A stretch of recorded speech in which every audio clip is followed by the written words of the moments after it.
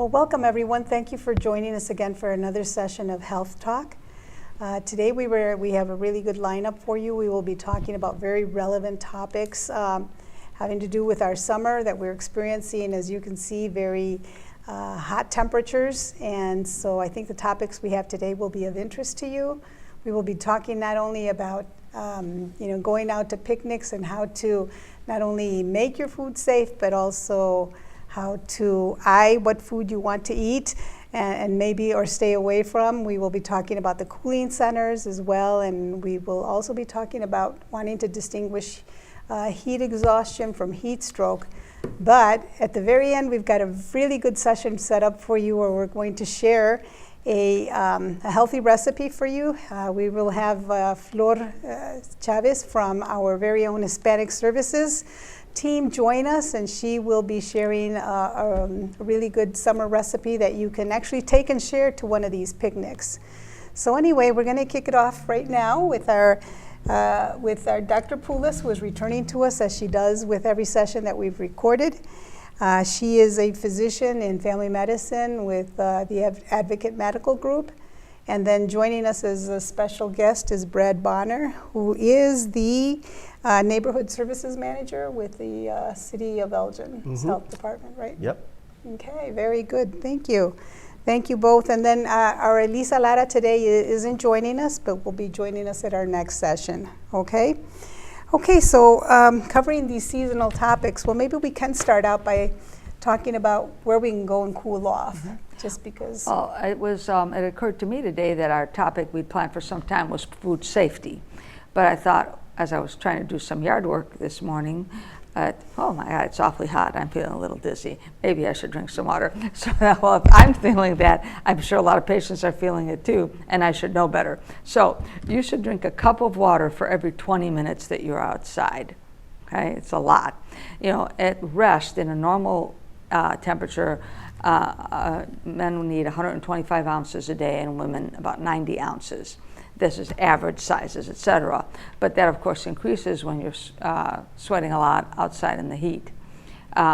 Also, I'd want people to be aware, at least roughly, we're not going to spend the whole topic on this, is that there are several stages of heat health issues, starting with muscle cramps are a very early symptom, going to heat exhaustion, where you might be dizzy, thirsty, sweating, nausea, and extending to heat stroke, where you would begin to feel confused, maybe even pass out, have vomiting.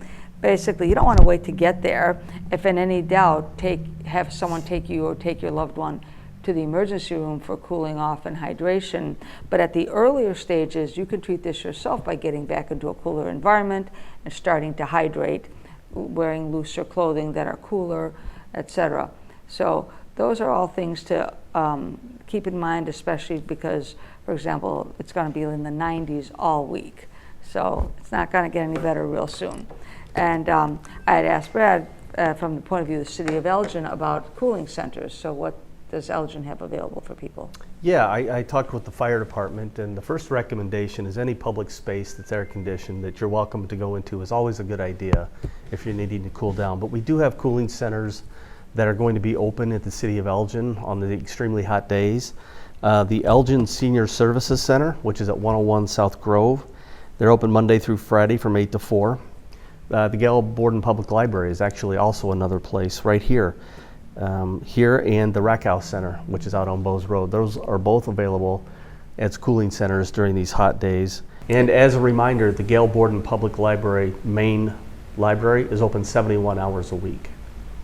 And then another place that the fire department let me know about was the State of Illinois facility that's at 700 South State.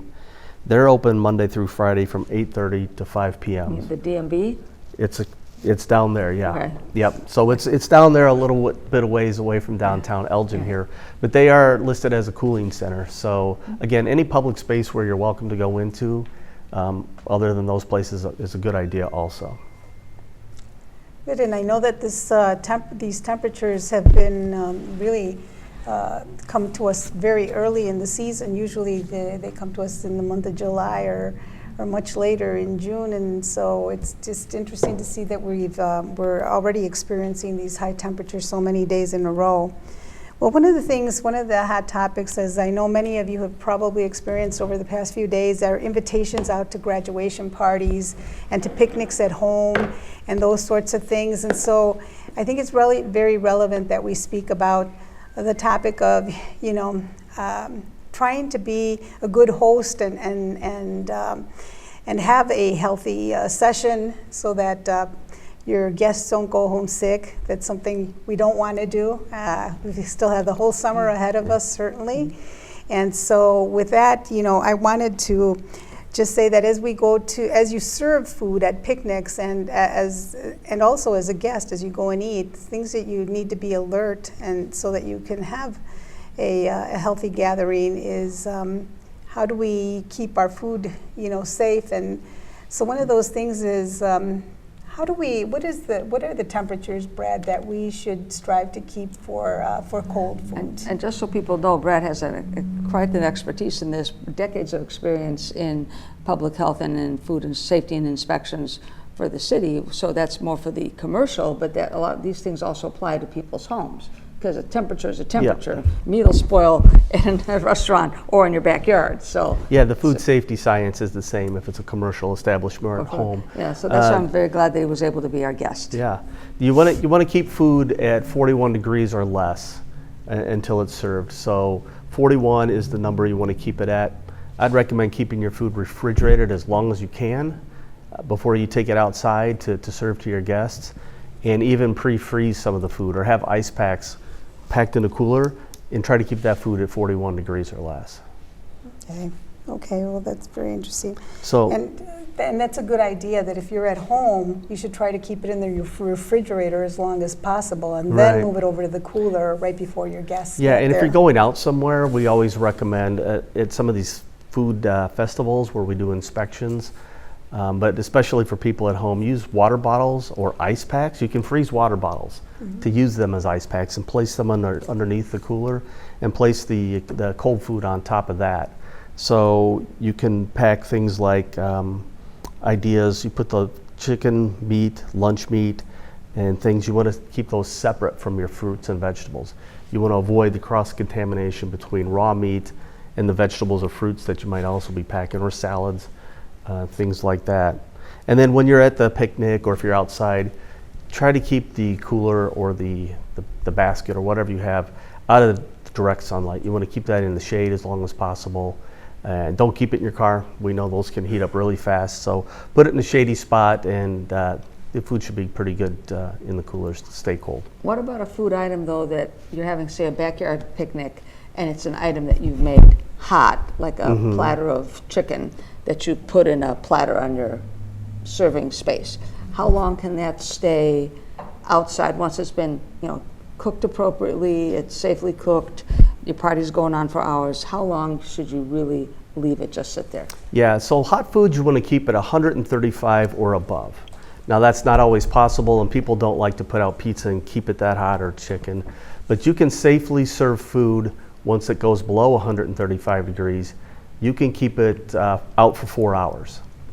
So up to 4 hours at 135. After 4 hours, if it's not been eaten at that point, I would discard it. Don't try to take home leftovers of food that's been sitting out, because that's just not a good idea. So eat it or discard it within 4 hours and you should be fine. So how effective is it to use those burners that they have, the trays of raised burners, to keep the food hot? Yeah, they're very effective, as long as it's not windy. If it's windy, you're blowing the heat right off of the food, you're blowing the sternos out.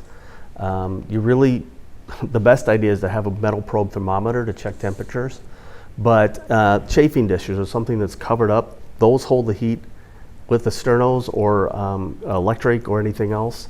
Even on the grill, once you cook, you can keep the grill pretty warm, but the sternos and the warming trays are effective as long as you can keep those going. Okay, so many grills have that upper rack where after it's cooked you can put things on that upper rack to stay warm. So I think that would help as well. Absolutely. You don't want to have the food get too cold and then try to warm it back up and have it cool down and warm it back up. You're putting the food in the danger zone at that point between 135 and 41. But to keep the food on that upper rack on the grill for a lot of foods, burgers, hot dogs, without drying them out, you can keep them for quite a while up there.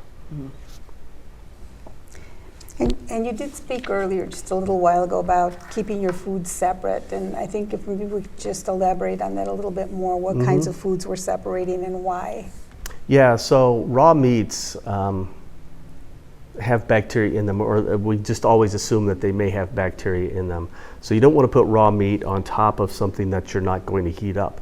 Something like a potato salad or a different type of salad, lunch meats, because if any of the juices from your raw hamburgers or raw meat goes down on the food that you're not going to warm up, it's contaminated, or it can be. So the cross-contamination you want to avoid. You want to put the raw meats on the bottom and then maybe put a towel or something and then put your other fruit or other foods on top. That way if it does leak down, it's going down, it's not contaminating the other food that you have there. So the food you really want to be careful with is the food that you're not going to be reheating back up to 135 when you're killing the bacteria. The food that you're going to eat raw, that's what you have to be careful of.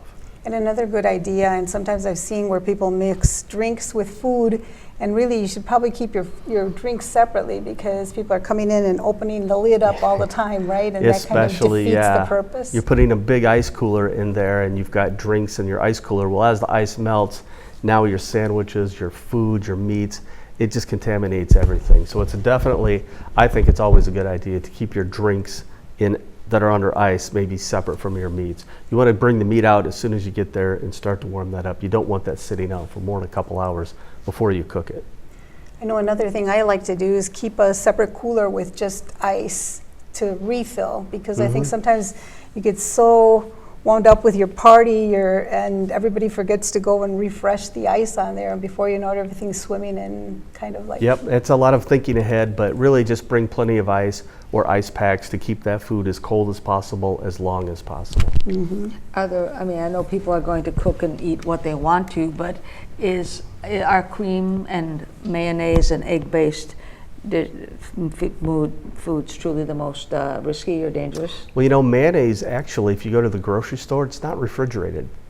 So it's not the mayonnaise, but once you mix mayonnaise with other things like raw eggs or boiled eggs, you mix it with potatoes that you've cooked, then that does become quite a concern. So it's not the mayonnaise. The people think the mayonnaise is the danger, but it's actually the food that you're mixing with it. And that's got to do with the water activity and pH of the food.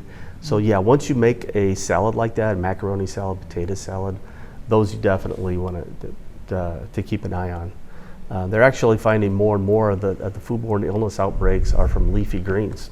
Really? Spinach, lettuces, things like that we never really thought about 20 years ago. You always think of raw chicken and mayonnaise, but... Is there any suggestion other than rinsing multiple times? I mean, that's... Yeah, keep it cold and you rinse. You don't want to wash your lettuce with soap or anything like that, but yeah, you rinse it off and eat it right away. Keep it cold. Eat it right away. Yeah, again, keep it under 41, and then just keep in mind that it's not just meat and salads, but anything like that, yeah. I mean, one of the things that I like to do also is maybe, put out smaller portions or dishes or trays with maybe just lesser amounts of food, and then just refresh it, restock from the refrigerator when possible, or from the cooler when possible. Just because to have a big vat of, some salad out there is just probably not going to hold out, especially in extreme heats like we have exactly right now, right? Mm-hmm. I think there's some techniques like we're discussing are easier to do if your party's in your backyard, because you have your freezer, your refrigerator. You have to think ahead more if you're going to forest preserve or a park, because then you have to bring a lot of coolers that just have ice. Right. You know what's a good idea? Maybe not bringing fried chicken or bringing something like that. If you're going out with your family somewhere far away, bring some sandwiches, bring some snack food, some drinks like that. If it's really a hot day like today, it might not be a bad idea to think about your menu before you're going somewhere. That's interesting. I mean, anybody who's gone out to eat on a picnic with me will know that I'm a little bit of a freak. I always bring a tablecloth and put it out on the picnic table, because boy, you look at some of those picnic tables and there's a lot of stuff on the surface of a picnic table, right? Yeah, absolutely. And so I think it's important just to to do that, because especially when you have little children, because of course they put their hands on everything and then in their mouths, right? Yep. But also I was thinking that some things that people forget to do is to bring, hand sanitizer, or I always bring an extra little jug of water just so we have it for washing hands, because if you're handling things so that you're not, just cross-contaminated, or you're just touching everything else, and I think it's just a good idea. Any other ideas you have for summer that you think would be good? Well, for food advice? safety-wise, we've covered quite a bit of it. Yes. There's always, other things that summer brings with it. One of them, Bugs. yeah, the mosquitoes. So a lot of people, that we're going to be in the season, well, we are in the season now for West Nile virus and nuisance mosquitoes. And what I recommend for a lot of residents that they can help, so Elgin has a mosquito control program, but mosquitoes breed in standing water for the most part, stagnant standing water. So you want to check around your yard. You want to check if you're watering, if you've got a bird bath, change it every couple days, because a mosquito can hatch out of there within a week in these warm temperatures. Watering flowers, you've got flower pots that collect water at the bottom. Those are perfect for mosquitoes. The place that I've gone and inspected a lot is gutters on homes. When they get clogged, they hold a lot of water, and they can breed thousands of mosquitoes right on your property. And people think the city's not doing anything, or they want somebody to go up and down the street and spray. Elgin doesn't do that. We don't spray unless there's a public health emergency. But check your own property. Check your neighbor. If you've got a bucket of water or tires or playground equipment in your backyard collecting water, you could be breeding mosquitoes. I mean, some of the other things that come to mind is to set up your garbage bags and maybe set them away from where people are sitting, because of course the insects start to follow it, and then try to avoid the incidence of stings and things like that, and so that's a good thing to do. The other thing that comes to mind is to cover your food, because of course then if you have those like netted food tents or just lids for the food, so that you don't have flies coming down on it and sitting on it longer than it has to be. So that's one of the other things. Idea. Yeah, and very good. So the other thing, of course, is protect yourself from the sun, right? And with sunscreen, and I think if you're going to have little guests, you realize that they have sunscreen just for children, right? So it's important, I think, that you have for both, if you're going to accommodate for both, as well as mosquito repellents. The same thing. I think sometimes they're dependent on age. You want to make sure that you're not putting an adult mosquito repellent or sunscreen on a child, because that's probably not a good idea, right? That's exactly to have right. that sort of a thing. Well, I hope you found the information from today's session very helpful. Our next topic that we are going to be covering, we're really excited about. We're going to be talking a little bit about the weight management drugs, the ones that we hear popularly, the Ozempic, the Wegovy, and what's the other one? The Mounjaro, Zepbound. It's so there's a whole series of them, and there's just always this debate, that they were maybe initially meant for diabetes, but are being used for weight control. But we're learning a lot more, I guess, as the days go by, as to other possible benefits. So we're really excited about bringing up that next topic with you. If anybody has any questions for the health department or anything else at the city, you can always just dial 311. You'll get our call center. They'll be able to help you. If they can't help you, they'll get you to the right person at the City of Elgin who can answer your questions for you. Please stay with us for our next segment. We're really excited to bring this to you. It's something new that we're trying, and we're going to have Flor Chavez from Hispanic Services join us. She is going to share with us a summer recipe that you can take to any one of your summer gatherings or offer at home when you have it available. So anyway, we will move on to that segment. Thank you. Okay, well, welcome to our session here this afternoon. We are paired here to share with you a wonderful recipe. My friend here from Hispanic Services, Flor Chavez, is joining us today, and we will be sharing a salad that you can prepare for any of your summer gatherings. Thank you for inviting me. We are going to share with you a recipe that we have named 150, and it's for our 150th anniversary here at the library. This is a very simple recipe that you can make with whatever ingredients you have at home. This is a recipe where you can mix and match and use whatever you have to prepare a delicious and healthy recipe. Ahora vamos a comenzar con nuestras hojas verdes, ¿no? We're going to start with our green leaves. In this case, I think we have arugula. Arugula y espinacas. And spinach. Estas espinacas y arugula están desinfectadas. Recuerden desinfectar bien toda su comida en este tiempo de calor. All of our leaf products here have already been sanitized. Remember to do that, especially right now with the heat. Entonces vamos a ponerlas en un bowl. We are going to add them to a bowl.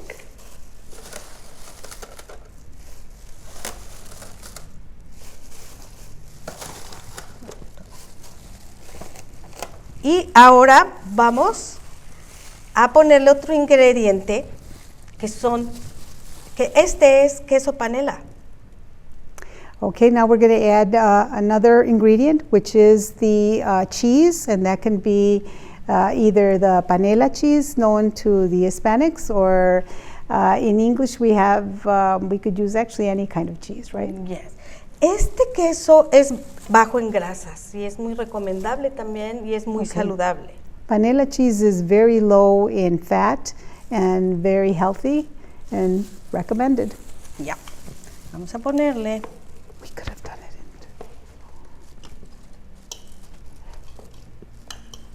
We are adding the cheese.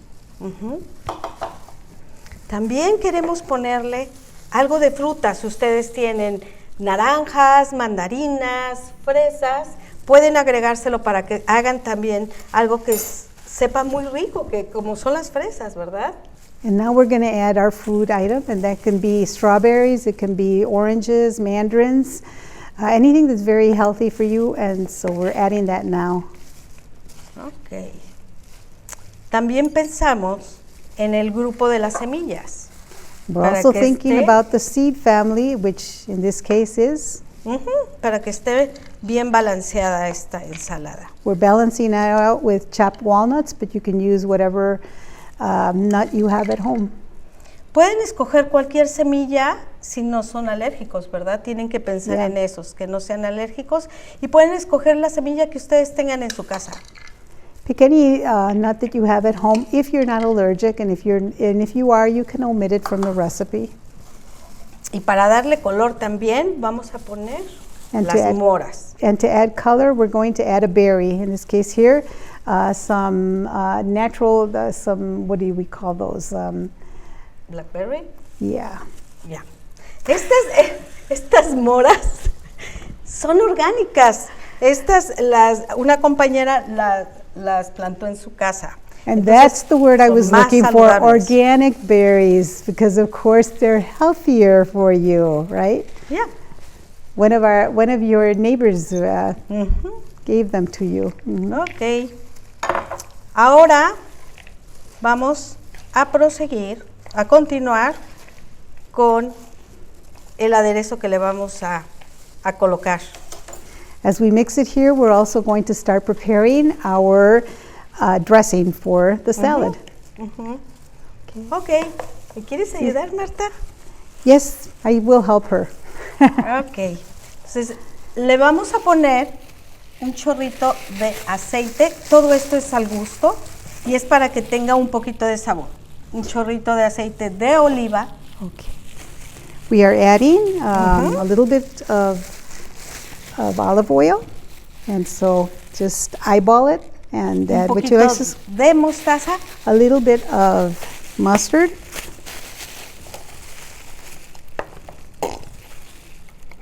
Yeah. No sound effects. Y un poquito de azúcar.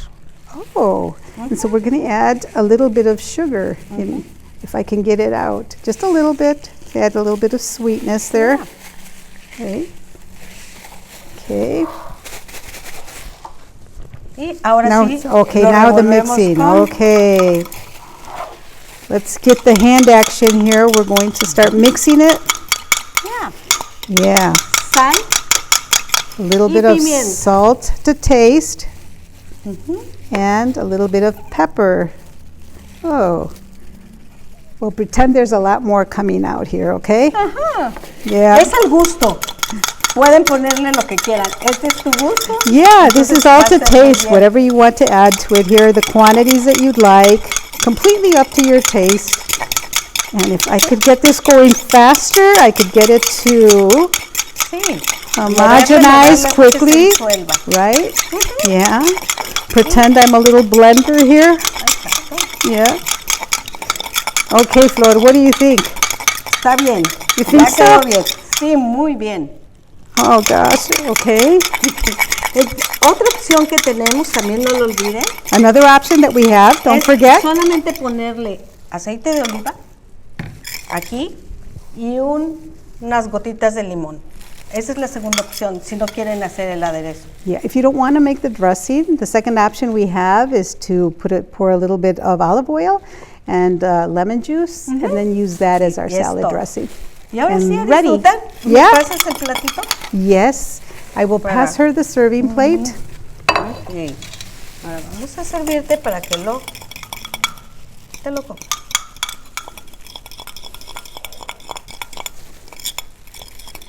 Boy, that looks really good. Se ve muy delicioso. Muy Es deli- rico. muy Esta rico. combinación es muy rica. Yeah. Así que los invitamos a que lo hagan en su casa. Es muy fácil, muy fácil. This Y is lo a- pueden disfrutar con todos, su familia. A los niños les encanta porque como tienen fruta, eso les gusta mucho, y los colores. This is a very tasty recipe that you can share with your family, with your kids.